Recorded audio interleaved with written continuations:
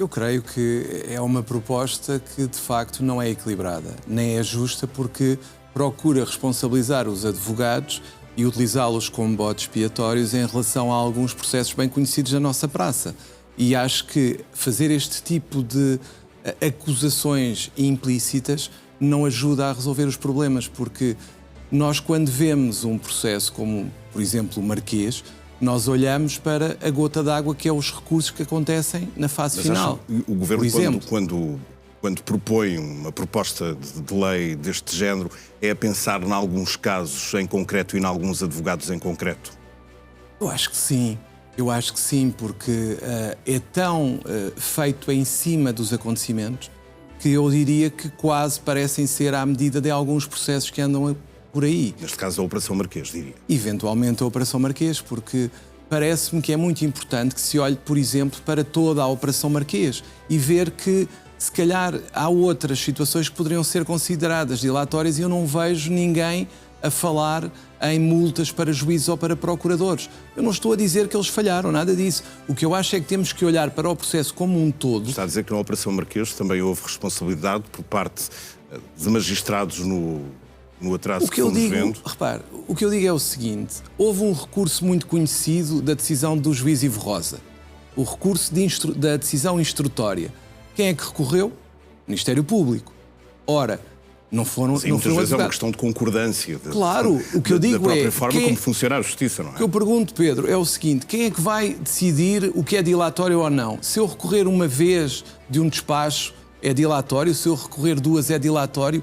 É que nós estamos Se recorrer ou se levantar incidentes de recusa, por exemplo, em relação aos magistrados, várias vezes, se de facto recorrer várias vezes, levantando incidentes processuais, aí podem ser de facto manobras dilatórias. Claro que sim, mas a questão é, acha que isso vai demover, por exemplo, os advogados dos ditos ricos? Vai demover, se calhar, os advogados dos pobres e também entre aspas. E aí enfraqueceria a justiça. E aí enfraqueceria a justiça porque criaria uma divisão. Portanto, o que está a dizer é que nem todos os advogados são capazes... Nós estamos a falar, de facto, de um valor elevado de multas, até aos 10 mil euros. E pode ser mais.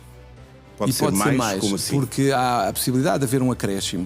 Mas o que eu pergunto é o seguinte: imagine isto. Mas já agora, deixe-me só para esclarecermos onde é que vem essa informação de que há possibilidades. Não, aquilo que lemos nos jornais é que seria uma multa de 10.200 euros. À volta de 10.200 euros, mas há situações em que pode ser acrescido o valor, situações excepcionalmente graves. Mas o que é importante aqui, e o que eu gostava de perguntar ao Pedro, era, por exemplo, Pedro vai a tribunal, imagine. Gostava que o seu advogado, quando na defesa dos seus interesses e dos seus direitos, pensasse: eu vou recorrer, eu vou reclamar, apesar de achar que tem razão, podendo haver a condenação em multa? Gostava que isso acontecesse? Há pouco dizia, no fundo, que estas multas vão abrir ainda mais o fosso entre a chamada justiça dos ricos e dos pobres. Mas eu imagino que haja bom senso também nos tribunais, não é? Por um advogado levantar um incidente processual que vai logo à partida ser punido pelo juiz ou pela juíza que estiver a julgar o caso. Eu também acredito que não. Agora, o que eu lhe pergunto é: acha que um advogado, todos os advogados têm, no fundo, a liberdade perante o seu cliente de correr o risco de haver uma condenação em multa, por exemplo? É que isto acaba por ser, indiretamente, uma limitação ao exercício da advocacia. Porque das duas uma, ou aquilo é admitido pela lei ou não é. Se for admitido pela lei, porque é que há de ser penalizado o advogado? Se o advogado utiliza de forma imprópria, condene-se, mas... Ou seja, o juiz tem a possibilidade de gerir o processo e avançar com o processo. Caberá ao próprio juiz na direção do comportamento do advogado. Exatamente. De facto, se for algo recorrente, aí há um padrão que terá, obviamente, de ser punido. Claro. Porque aquilo que temos visto também na Operação Marquês não é, diria eu, admissível. Mas, de qualquer forma, porque estas novas regras implicam que um advogado que seja multado por duas vezes possa vir ser alvo de inquéritos disciplinares. Queria perguntar-lhe se lhe parece justo que isso aconteça. Quem é que vai, no fundo, gerir ou vai avaliar os advogados com estes inquéritos disciplinares? É a Ordem? Se houver, naturalmente, uma infração disciplinar, é óbvio que é a Ordem. Mas deixe-me só dar um exemplo para as pessoas perceberem melhor. Por exemplo, quando um juiz marca 3 audiências para a mesma hora, isto é dilatório? É óbvio que eles não vão poder realizar as 3 à mesma hora, mas isto também não é propriamente avançar com a justiça. Ora, o que eu quero dizer é o seguinte: quem tem prazos... 3 audiências em simultâneo. Em simultâneo, como acontece muitas vezes nos nossos tribunais. Acontece. E vamos estar a multar o juiz. Por exemplo, quanto tempo muitas vezes demoram as investigações e demoram os inquéritos? Há inquéritos que demoram, eu não estou a dizer que demoram muito tempo, estou a dizer que demoram 10, 11 anos. Vamos multar os procuradores que demoraram este tempo todo? Acho que não. Agora, o que eu pergunto é, qual é, no fundo, a justiça de tudo isto, quando se olha só para a gota que faz transbordar o copo, que normalmente é o recurso porque é o último ato processual, quando, para trás, houve uma série de atos que atrasaram a justiça, vamos multar. É que os únicos que têm prazos são os advogados. Portanto, o que eu entendo é que temos que procurar a solução noutro local, nomeadamente criando as condições para que, se o juiz quiser que o processo avance, como no caso Marquês, quem vai substituir, se por acaso o arguido não tiver um advogado, tem que ser um advogado, como é o caso atual. Se a magistrada entender que o processo tem que prosseguir, temos que ter um advogado em condições para assegurar uma defesa efetiva. E isso significa o quê?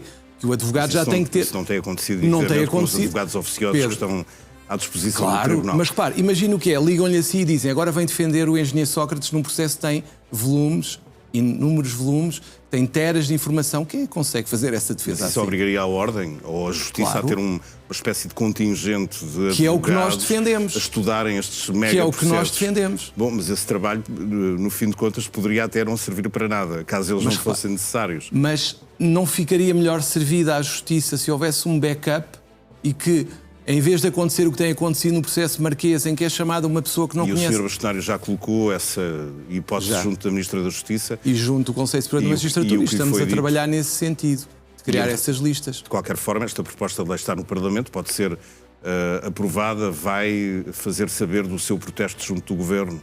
A nossa ideia é falar, quer com o Governo, com quem temos tido excelentes relações, quer com os grupos parlamentares, porque entendemos que é importante explicar a necessidade de ter uma justiça equilibrada e que não condicione o trabalho dos advogados, levando-os a ter medo, por exemplo, de reclamar de um despacho, até podem ter razão. Vamos aguardar por resultados desse diálogo entre a Ordem e o Governo. O Sr. Bastonário quer ainda falar da reportagem deste fim de semana aqui no NAU, um repórter sábado sobre uma alegada burla que envolve um construtor civil, também uma imobiliária e ainda os clientes que deram sinal, entrada para casas onde queriam viver e que acabaram por ficar sem as casas e sem o dinheiro.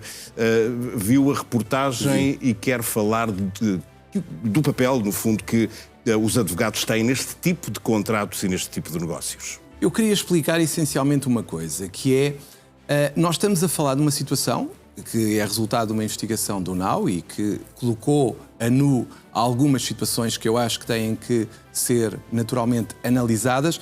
O que é importante percebermos aqui é o seguinte: um advogado, e às vezes as pessoas pensam que o barato, nomeadamente, e todos nós ouvimos essa conversa, até eu já ouvi, que é não precisa de um advogado, nós temos o advogado da imobiliária. Eu não coloco em causa a idoneidade do advogado da imobiliária. Agora, nós não nos podemos esquecer que os advogados defendem os interesses, e têm a obrigação de o fazer, do seu cliente. O advogado não é imparcial. O advogado é parcial por natureza. O advogado tem que defender da melhor forma possível os interesses do seu cliente. Isto significa o quê? O que aconselha a estes clientes da imobiliária levarem o seu próprio advogado, ou pelo menos levarem o contrato ainda antes de o assinar, para que ele seja visto ou revisto por um advogado. Enfim, porque houve queixas nessa reportagem relativamente à forma como depois estes contratos foram redigidos. Eu pergunto-lhe o seguinte, Pedro, imagine, qual é o interesse da imobiliária? É fechar um negócio para receber a comissão. É natural, é um negócio da imobiliária. De qualquer forma, há uma imagem, não só da própria imobiliária, que são várias. Ela tem interesse de defender. É que não foi só uma. E do advogado em si. E do advogado, claro, porque o advogado, naturalmente, tem interesse em que o seu cliente faça o negócio. Porque ele trabalha para alguém cujo negócio é vender casas. É normal. O que eu defendo, e a Ordem tem vindo a defender, é que as próprias imobiliárias, para a sua defesa, não se devem colocar numa situação de conflito de interesses, porque automaticamente ficam em xeque. E a imagem, prejudicam a imagem quer do advogado, que é uma pessoa idónea e que só está a fazer o seu trabalho para o qual foi contratado, quer a imagem das próprias imobiliárias que, no fundo, estão, quer acreditar, muitas vezes e quase sempre de boa fé, mas acabam por ser manchadas pela possibilidade de ter um advogado que, no fundo, quer é proteger a concretização do negócio. Porque muitas vezes, e nós sabemos, há interesses divergentes. O vendedor quer vender com o menor número de garantias possível para o comprador e o comprador quer o oposto. É normal. Por exemplo, Nós não sabemos é se um advogado de um lado, do lado da imobiliária, e um advogado do outro, do lado dos clientes, se levariam o contrato a bom termo. Não sabemos disso, não é? Mas às vezes é preferível não levar a bom termo do que levar um contrato desequilibrado. Porque muitas vezes há cláusulas nos contratos de promessa que são perigosas para uma das partes. Por exemplo, quem está do lado do comprador, muitas vezes como recorre a crédito, tem interesse em ter uma cláusula que diga que, se não conseguir o crédito, tem que, naturalmente, o contrato cessar os seus termos. O vendedor não tem esse interesse na imobiliária, porque tem maior interesse em ficar, por exemplo, com o sinal que foi entregue. Portanto, são interesses que não se podem concretizar em simultâneo.